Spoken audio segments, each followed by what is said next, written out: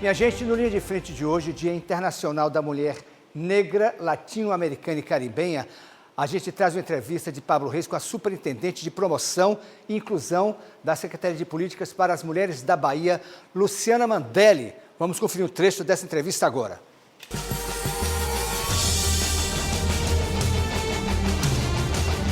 Olá, seja bem-vindo ao Linha de Frente, ao espaço que o Grupo Para Tudo é Dica para a gente discutir questões importantes, necessárias, algumas delas urgentes, a respeito de Bahia, a respeito da nossa cidadania.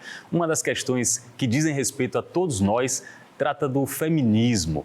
Eu queria conversar hoje com uma pessoa que pode nos ajudar a entender como esse pilar pode construir uma sociedade mais justa, mais igualitária e, quem sabe, a gente evoluir bem nessa questão. Eu estou falando da historiadora Luciana Mandelli, como ela mesma se denomina, se qualifica uma feminista. Atualmente ela é superintendente para a inclusão na Secretaria de Políticas para Mulheres do Governo do Estado. Luciana, um prazer, uma satisfação conversar com você. Seja bem-vinda. Obrigada, Pablo, pelo convite. É sempre bom falar sobre esse aspecto, porque as pessoas, no geral, têm dificuldade de entender o feminismo como uma coisa positiva. Muitas das mulheres que debatem esse assunto, que trazem teoria e prática sobre esse tema, falam na igualdade dos gêneros. Mas muitos dos, digamos, detratores, dos inimigos do feminismo, dizem não, que as mulheres querem instaurar um novo matriarcado, fazer o oposto do patriarcado, colocar as mulheres como opressoras dos homens. Como é que se rebate esse argumento, Luciana? Olha, é um argumento bastante raso, na verdade, né? Porque se você imaginar, o patriarcado, ele é um sistema econômico. Ele é um pilar de um sistema econômico que é o capitalismo. O matriarcado nunca foi isso, né? O matriarcado é o sistema original da nossa sociedade. Sim. As sociedades antigas se organizavam a partir do matriarcado e várias sociedades ainda que não estão no centro dos grandes capitais ainda se organizam assim. Em várias sociedades são as mulheres que organizam.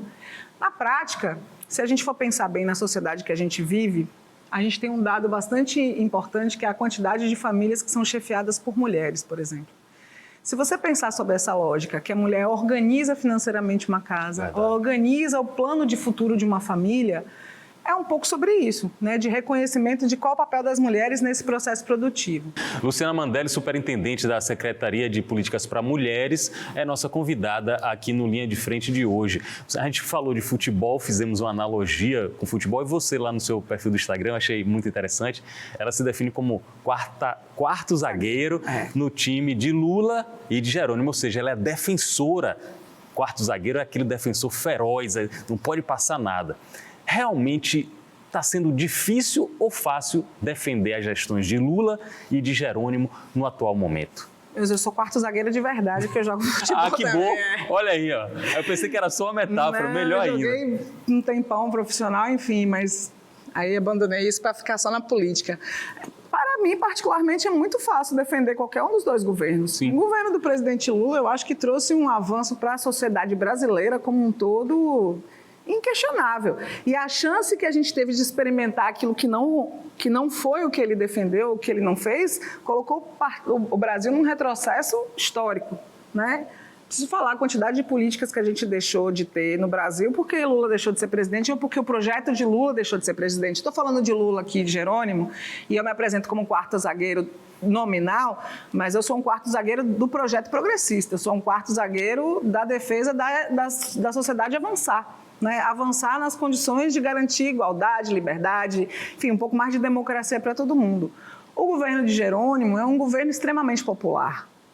Popular no sentido do investimento público voltado para quem mais precisa. É um governador que se preocupou desde a primeira hora com a fome, por exemplo.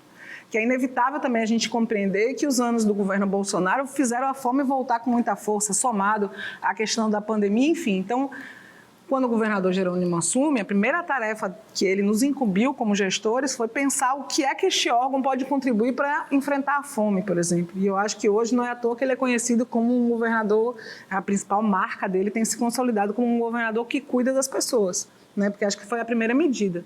Mas fora isso, se você pensar que a gente consegue hoje elaborar sobre o orçamento público a partir da lógica popular, a partir daqueles que mais precisam desse dinheiro, já é um avanço para a história do Brasil, Ave Maria. A voz feminina me parece que ganhando um peso, uma força muito grande na mídia e talvez com as redes sociais também.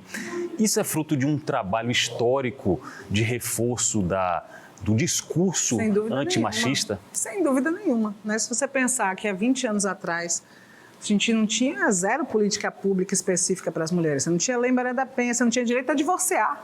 É verdade.